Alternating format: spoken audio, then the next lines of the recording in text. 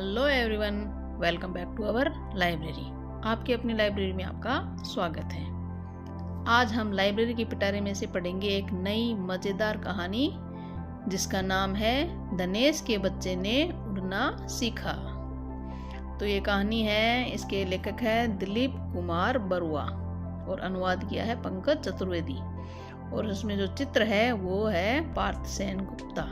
तो समग्र शिक्षा राजस्थान 2022-23। कहानी बहुत ही मज़ेदार है, इंटरेस्टिंग है। ये दो है, छोटी सी चिड़िया है और उसके मम्मी पापा है। तो क्या होता है, धनेश के बच्चे ने कैसे उड़ना सीखा और किस तरह से उसने मुसीबतों का सामना किया, उसके सामने कैसी कठिनाइयाँ आई। तो ये तो हम सब कहानी पढ़ेंगे तभी हमें पता चलेगी। तो चलो शुरू करते हैं नई कहानी, धनेश के बच्चे ने उड़ना सीखा।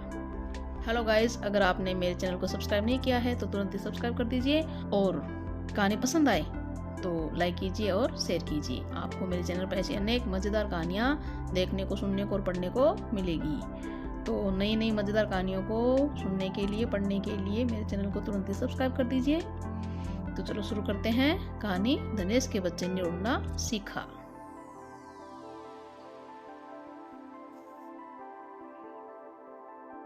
ऊंचे से पहाड़ पर एक बहुत ऊंचा सा पेड़ था। एक दिन धनेश का एक जोड़ा उड़ता हुआ आया और उस पेड़ पर बैठ गया। नर धनेश ने अपनी तीखी चोंच से पेड़ के तने की कोटर में अपना घर बनाना शुरू कर दिया। मादा धनेश चुपचाप घोंसले को बनते देखती रही। कुछ ही दिनों बाद मादा धनेश ने घोंसले में 3 अंडे दिए। उसने 2 अंडे तो फेंक दिए, लेकिन तीसरे अंडे को उसने घर में रख लिया। फिर उसे अपने पंखों से ढक लिया। मादा धनेश ने अपनी ही बीट से घर में घुसने के एकमात्र रास्ते को बंद कर दिया।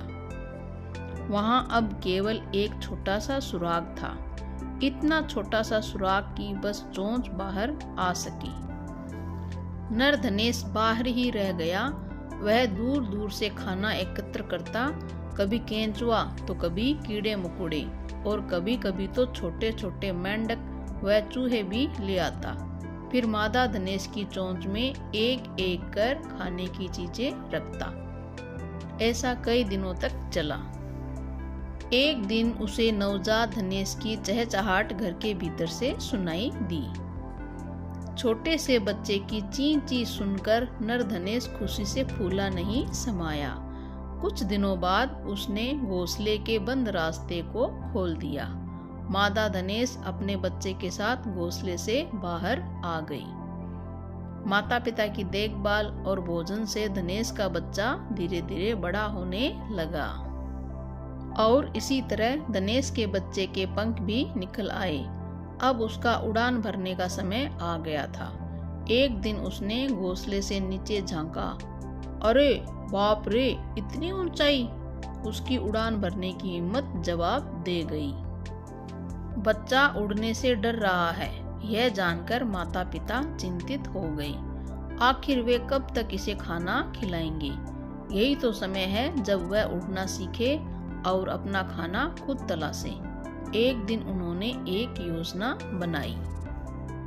खाने की तलाश में दोनों उड़ते उड़ते कुछ दूर निकल गए। वे दूर से अपने बच्चे पर निगाह भी रखे हुए थे। उधर धनेश का बच्चा इंतजार करता रहा कि माता पिता खाना लेकर आएंगे, लेकिन माता पिता तो दूर दूर तक कहीं दिख नहीं रहे थे। शाम हो गई और वे नहीं आए।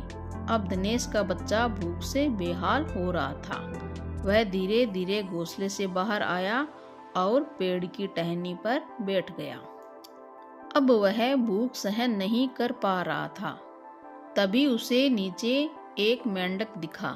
वह अपने पंख फड़फड़ाने लगा। अचानक ही वह उड़ने लगा और मेंढक की ओर बढ़ने लगा। धनेश को अपने ऊपर झपटते देख मेंढक भी उछलकर भागा, लेकिन पलक झपकते ही उसने मेंढक को एक झपट्टे में पकड़ लिया और ऊपर की ओर उड़ान भर ली। माता पिता ने अपने बच्चे को उड़ते हुए देखा और वे बहुत खुश हुए। वे जल्दी से अपने बच्चे के पास पहुंचे और उसके साथ साथ उड़ने लगे। धनेश का बच्चा ऊंची उड़ान ले रहा था, ऊंची और ऊंची।